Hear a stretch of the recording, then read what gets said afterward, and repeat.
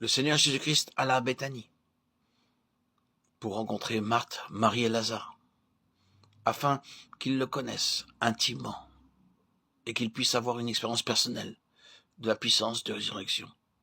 Au début, ils le connaissaient un peu sans doute, puisqu'ils l'avaient reçu dans leur maison et lui avaient parlé personnellement. Ils le connaissaient assez intimement dans ce sens même où ils ne savaient pas qui il était. Dans Jean 11, 22, Marthe dit « Je sais que tout ce que tu demanderas à Dieu, Dieu te l'accordera. » Au verset 24, elle dit encore « Je sais qu'il ressuscitera à la résurrection. » Quand Jésus dit que Lazare ressusciterait le jour même, elle ne put pas le croire, bien qu'elle crût qu'il ressusciterait au dernier jour.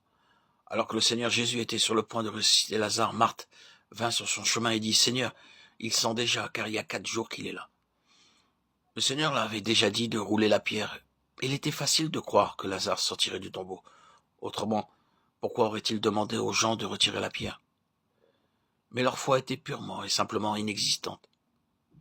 Beaucoup disent aujourd'hui, on entend parmi nos amis, notre communauté, notre entourage, j'ai la foi. Mais quand arrive une réelle épreuve, ils n'ont pas de foi. Quelqu'un parle de la foi et d'autres chantent sur la foi. Mais quand l'épreuve vient, leur foi défaille. Leurs pensées sont pleines de doutes, de craintes. Ce qu'ils font n'est pas selon la foi réelle et vivante. Le Seigneur utilisa une expérience pénible pour révéler à Marthe et à Marie la puissance de la résurrection. Le Seigneur fit passer Paul par bien des épreuves. 2 Corinthiens 12, 7, 10. Personne ne sait même aujourd'hui quelle était son écharde dans la chair. Mais nous croyons que c'était quelque chose de très pénible. C'est pourquoi il supplia le Seigneur par 3 fois de lui enlever. Ce n'était pourtant pas un homme qui murmurait. Il ne s'était jamais plaint au Seigneur, pas plus qu'il ne murmura contre les épreuves qu'il traversait. Une liste des épreuves que Paul traversa est donnée dans 2 Corinthiens 11, 24 à 28. Dans toutes ses souffrances, il ne s'est jamais plaint. Il savait comment passer par les plus pénibles souffrances.